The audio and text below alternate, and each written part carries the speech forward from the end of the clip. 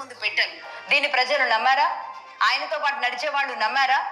ఇదే పవన్ కళ్యాణ్ని 2 చోట్ల ఓడించారు ఇదే ప్రజలు.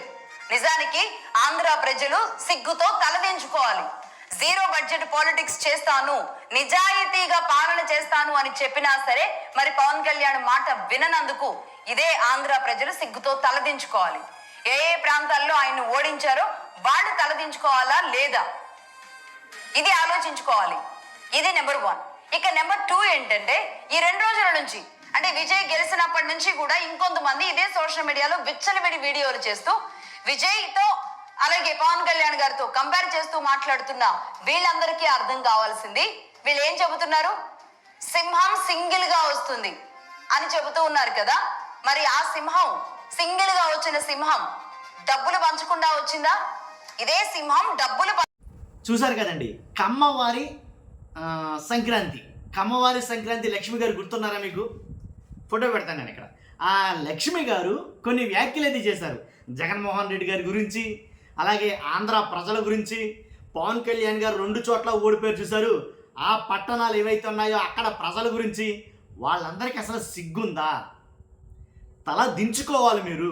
ఆంధ్ర ప్రజలకి సిగ్గుంటే తల దించుకోవాలి మీరు అని కొన్ని బలమైన వ్యాఖ్యలు అయితే లక్ష్మి గారు చేయడం మీరు వింటారు. ఎందుకంటే కనుక ఏది మాట్లాడినా వేరేగానే ఉంటుంది మేడం గారు. ఏది మాట్లాడినా సరే ఏంటంట, ఆంధ్ర ప్రజలకి సిగ్గు లేదంట. పవన్ను గెలిపించినందుకు వాళ్ళందరూ కూడా, ఆంధ్ర ప్రజలందరూ కూడా తల దించుకోవాలి సిగ్గుంటే కనుక. ఆంధ్ర ప్రజలకి ఏం చెప్తానంటే, ఆంధ్ర ప్రజలకి సిగ్గు లేదు కాబట్టి పవన్ కళ్యాణ్ గారిని గెలిపించలేకపోయారు.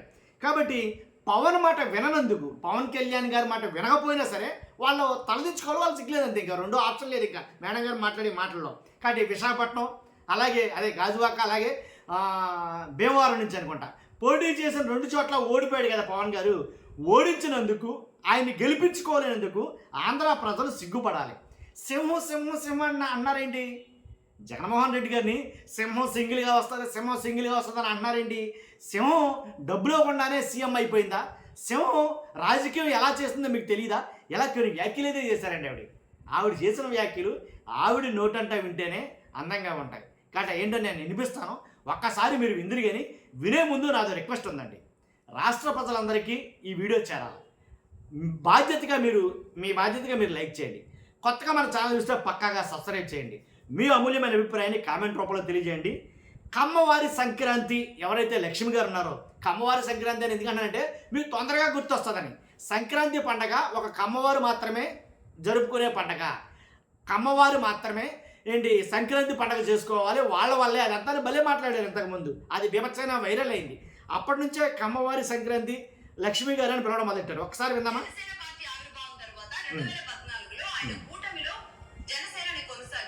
ఇంతకీ లక్ష్మి గారికి అంత కోపం ఎందుకు వచ్చిందంటే, పవన్ కళ్యాణ్ గారిని అలాగే విజయ్ గారిని పక్కన పెట్టి కంపేర్ చేస్తున్నారట. విజయ్ సీఎం అయిపోయాడు, విజయ్ గారు సీఎం అయిపోయాడు, మీరు ఎందుకు సీఎం అవ్వలేదు అని అందరూ అడుగుతున్నారు. అసలు మీకు సిగ్గుందా? అసలు మీరు తలదించుకోవాలి మీరు అని అయితే కడిగేస్తున్నారు మేడం గారు. ఒకసారి అన్నారు.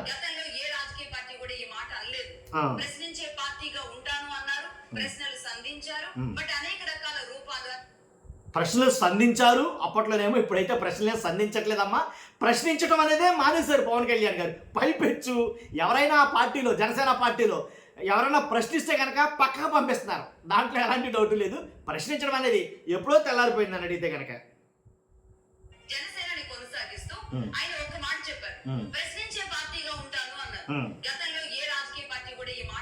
అనలేదు.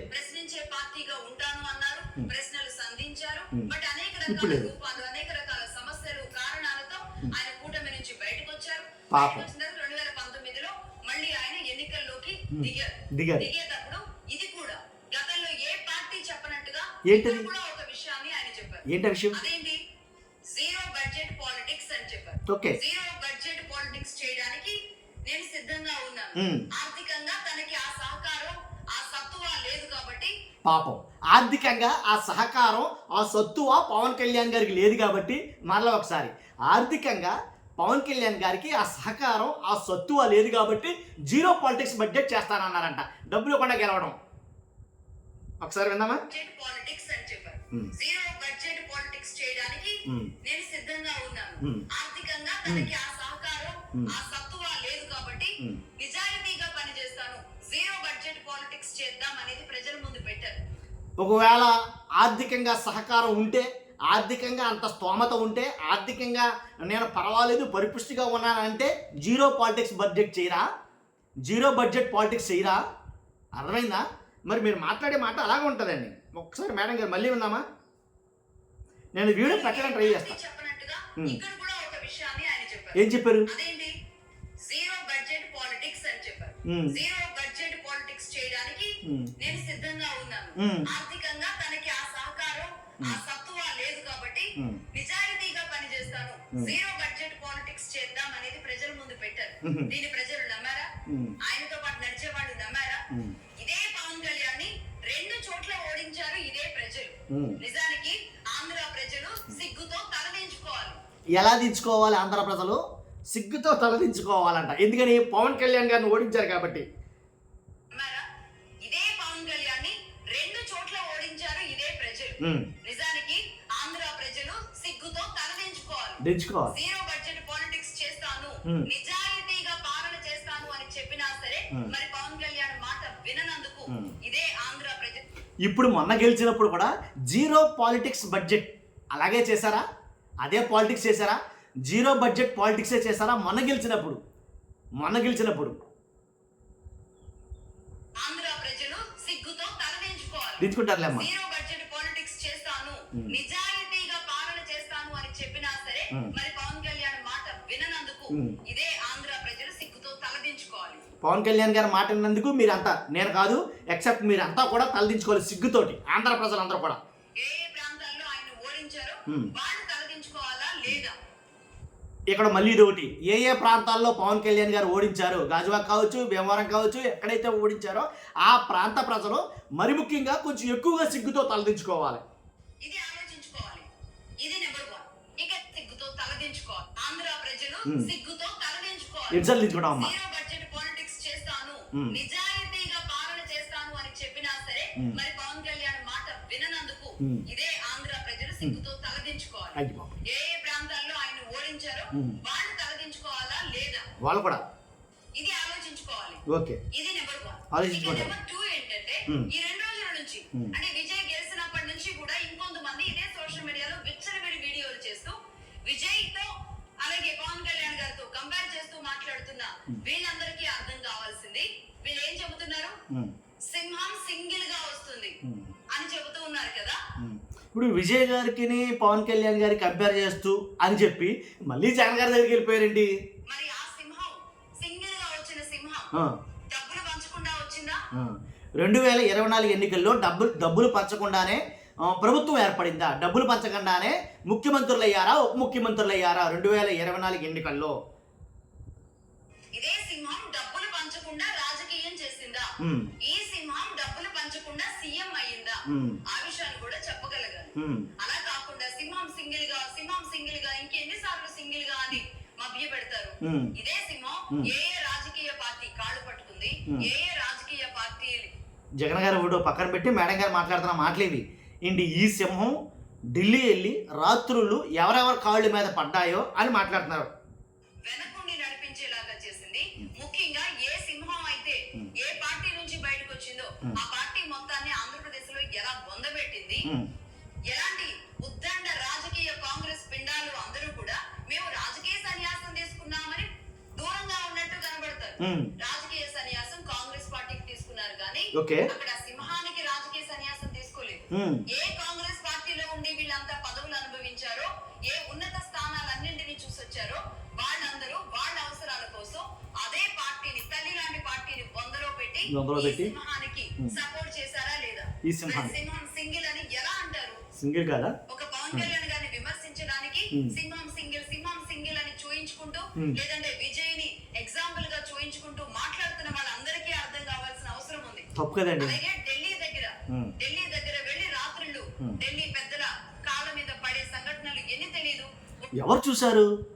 ఢిల్లీ పెద్దల దగ్గరికి వెళ్ళి రాత్రులు కాళ్ళ మీద పడినట్టు జగన్మోహన్ రెడ్డి గారు ఎవరు చూశారు? మేడం గారే చూడలేదు కదా, పంపిస్తే చూసారా? వెన్నుముక లేని రాజకీయం నడిపిన చరిత్ర ఈ సింహాలకి లేదంటే ఈ పార్టీలకి వర్తించదా? కనిపెట్టేశారండి. లేని నాయకులులాగా రాత్రులు వెళ్ళి ఢిల్లీ పెద్దల కాళ్ళు పట్టుకొని చేసిన రాజకీయం గురించి వాళ్ళు మర్చిపోయినా ప్రజలు మర్చిపోరు. ఓకే. కాబట్టి మళ్ళీ ప్రజలు ఎందుకులేండి చేసేటప్పుడు ఇలాంటి రూమర్స్ క్రియేట్ చేసేటప్పుడు ఒక్కసారి ఆత్మ విమర్శ చేసుకోవాలి. మనం చేసిన రాజకీయం ఏంటి అనేది ఒక ఆత్మ విమర్శ చేసుకోవాల్సిన అవసరం ఉంటుంది. అలాగే. అలా కాకుండా కూటమి విచ్ఛిన్నానుకో పవన్ కళ్యాణ్ గారిని కూటమి నుంచి బయటకు ఓ అదా బాధ చేస్తున్న దానిలో భాగమే ఇవన్నీ. అర్థమైందా? కూటమిలోంచి పవన్ కళ్యాణ్ గారిని బయటకు లాగడం కోసం చేస్తున్న దాడే ఇవన్నీ. కాబట్టి తప్పు కదండి. పవన్ కళ్యాణ్ గారిని బయటకు లాగాలి, బయటకు లాగితేనే వాళ్ళు గెలుస్తారు. పవన్ కళ్యాణ్ గారు బయట ఉంటే కనుక వాళ్ళు గెలవరు. దాంతోపాటు పవన్ కళ్యాణ్ గారు గెలవరు. కూటమిగా ఉంటేనే వాళ్ళు గెలుస్తారు. కూటమిగా లేకపోతే జగన్మోహన్ రెడ్డి గారు గెలుస్తారు. జగన్మోహన్ రెడ్డి గారు సింగిల్గా వచ్చినా, సింహాలో వచ్చినా, ఎలా వచ్చినా సరే వాళ్ళు మాత్రం కలిపే వస్తారు. కలిపి రాకపోతే కనుక మేము ఓడిపోతామని వాళ్ళు ప్రత్యక్షంగా ఒప్పుకున్నా సరే ఏంటి వీళ్ళందరూ కూడా మొత్తానికి ఏదైతేనండి లక్ష్మి గారు మాత్రం కొండ మాత్రం కొట్టేసి చెప్పేశారు. ఏమని? ఆంధ్ర ప్రజలకి సిగ్గు లేదని లక్ష్మి గారు మరీ ఏంటి తెగేసి మరీ చెప్తున్నారు. తలదించుకోవాలంట. దించుకొని జనసేన పార్టీ ఆవిర్భావం తర్వాత 2014లో ఆయన కూటమిలో జనసేనని కొనసాగిస్తూ ఆయన ఒక్క మాట చెప్పారు. ప్రశ్నించే పార్టీగా ఉంటాను అన్నారు. గతంలో ఏ రాజకీయ పార్టీ కూడా ఈ మాట అనలేదు. ప్రశ్నించే పార్టీగా ఉంటాను అన్నారు. ప్రశ్నలు సంధించారు. బట్ అనేక రకాల రూపాలు, అనేక రకాల సమస్యలు, కారణాలతో ఆయన కూటమి నుంచి బయటకు వచ్చారు. బయటకు వచ్చిన తర్వాత 2019లో మళ్ళీ ఆయన ఎన్నికల్లోకి దిగేటప్పుడు ఇది కూడా గతంలో ఏ పార్టీ చెప్పనట్టుగా ఇక్కడ కూడా ఒక విషయాన్ని ఆయన చెప్పారు. అదేంటి? జీరో బడ్జెట్ పాలిటిక్స్ అని చెప్పారు. జీరో బడ్జెట్ పాలిటిక్స్ చేయడానికి నేను సిద్ధంగా ఉన్నాను. ఆర్థికంగా తనకి ఆ సహకారం, ఆ సత్తువ లేదు కాబట్టి నిజాయితీగా పనిచేస్తాను, జీరో బడ్జెట్ పాలిటిక్స్ చేద్దాం అనేది ప్రజల ముందు పెట్టారు. దీన్ని ప్రజలు నమ్మారా? ఆయనతో పాటు నడిచే వాళ్ళు నమ్మారా? ఇదే పవన్ కళ్యాణ్ని 2 చోట్ల ఓడించారు ఇదే ప్రజలు. నిజానికి ఆంధ్ర ప్రజలు సిగ్గుతో తలదించుకోవాలి. జీరో బడ్జెట్ పాలిటిక్స్ చేస్తాను, నిజాయితీగా పాలన చేస్తాను అని చెప్పినా సరే మరి పవన్ కళ్యాణ్ మాట విననందుకు ఇదే ఆంధ్ర ప్రజలు సిగ్గుతో తలదించుకోవాలి. ఏ ప్రాంతాల్లో ఆయన ఓడించారో వాళ్ళు తలదించుకోవాలా లేదా ఇది ఆలోచించుకోవాలి. ఇది నెంబర్ 1. ఇక నెంబర్ 2 ఏంటంటే ఈ 2 రోజుల నుంచి అంటే విజయ్ గెలిచినప్పటి నుంచి కూడా ఇంకొంతమంది ఇదే సోషల్ మీడియాలో విచ్చలవిడి వీడియోలు చేస్తూ విజయ్తో అలాగే పవన్ కళ్యాణ్ గారితో కంపేర్ చేస్తూ మాట్లాడుతున్న వీళ్ళందరికీ అర్థం కావాల్సింది, వీళ్ళు ఏం చెబుతున్నారు? సింహం సింగిల్ గా వస్తుంది అని చెబుతూ ఉన్నారు కదా. మరి ఆ సింహం, సింగిల్ గా వచ్చిన సింహం డబ్బులు పంచకుండా వచ్చిందా? ఇదే సింహం డబ్బులు పంచకుండా రాజకీయం చేసిందా? ఈ సింహం డబ్బులు పంచకుండా సీఎం అయ్యిందా? ఆ విషయాన్ని కూడా చెప్పగలగాలి. అలా కాకుండా సింహం సింగిల్ గా ఇంకెన్నిసార్లు సింగిల్ గా అని మభ్య పెడతారు. ఇదే సింహం ఏ రాజకీయ పార్టీ కాళ్ళు పట్టుకుంది, ఏ రాజకీయ పార్టీ వెనకుండి నడిపించేలాగా చేసింది. ముఖ్యంగా ఏ సింహం అయితే ఏ పార్టీ నుంచి బయటకు వచ్చిందో ఆ పార్టీ మొత్తాన్ని ఆంధ్రప్రదేశ్ లో ఎలా బొందబెట్టింది.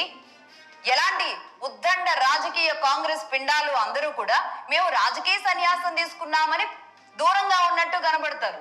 రాజకీయ సన్యాసం కాంగ్రెస్ పార్టీకి తీసుకున్నారు కానీ అక్కడ సింహానికి రాజకీయ సన్యాసం తీసుకోలేదు. ఏ కాంగ్రెస్ పార్టీలో ఉండి వీళ్ళంతా పదవులు అనుభవించారో, ఏ ఉన్నత స్థానాలన్నింటినీ చూసొచ్చారో వాళ్ళందరూ వాళ్ళ అవసరాల కోసం అదే పార్టీని, తల్లి లాంటి పార్టీని బొందలో పెట్టి ఈ సింహానికి సపోర్ట్ చేశారా లేదా? మరి సింహం సింగిల్ అని ఎలా అంటారు? ఒక పవన్ కళ్యాణ్ గారిని విమర్శించడానికి సింహం సింగిల్ అని చూయించుకుంటూ, లేదంటే విజయ్ని ఎగ్జాంపుల్ గా చూయించుకుంటూ మాట్లాడుతున్న వాళ్ళందరికీ అర్థం కావాల్సిన అవసరం ఉంది. అలాగే ఢిల్లీ దగ్గర వెళ్ళి రాత్రులు ఢిల్లీ పెద్దల కాళ్ళ మీద పడే సంఘటనలు ఎన్ని తెలియదు. ఒక వెన్నెముక లేని రాజకీయం నడిపిన చరిత్ర ఈ సింహాలకి లేదంటే ఈ పార్టీలకి వర్తించదా? వెన్నెముక లేని నాయకులు లాగా రాత్రులు వెళ్ళి ఢిల్లీ పెద్దల కాళ్ళు పట్టుకొని చేసిన రాజకీయం గురించి వాళ్ళు మర్చిపోయినా ప్రజలు మర్చిపోరు. కాబట్టి ఇలాంటి వ్యాఖ్యలు చేసేటప్పుడు, ఇలాంటి రూమర్స్ క్రియేట్ చేసేటప్పుడు ఒక్కసారి ఆత్మ విమర్శ చేసుకోవాలి. మనం చేసిన రాజకీయం ఏంటి అనేది ఒక ఆత్మ విమర్శ చేసుకోవాల్సిన అవసరం ఉంటుంది. అలా కాకుండా కూటమి విచ్ఛిన్నానికో, పవన్ కళ్యాణ్ గారిని కూటమి నుంచి బయటకు లాక్కు రావడానికో చేస్తున్న దాడిలో భాగమే ఇవన్నీ. సరే, రాజకీయం ఇంకో రూపంలో చేసుకోవచ్చు. ఒక వ్యక్తి రాజకీయంగా నిలబడి ఈరోజు డిప్యూటీ సీఎం హోదాలో ఉన్న వ్యక్తిని కూడా తాకట్టు పెట్టారు అని ప్రజల మనోభావాలతో ఆడుకుంటూ విచ్ఛిన్నం చేయడానికి జరుగుతున్న కుట్ర అనేది సమంజసం కాదు. కాబట్టి రాజకీయ నాయకులు ఈ మాటలు మాట్లాడుతున్న సింహం సింగిల్, మళ్ళీ సింహం సింగిల్ అని పాట పాడుతున్న వాళ్ళు అందరికీ కూడా అర్థం కావాల్సిన విషయం, ముఖ్యంగా వాళ్ళు ఆత్మ విమర్శ చేసుకోండి అని చెప్పడం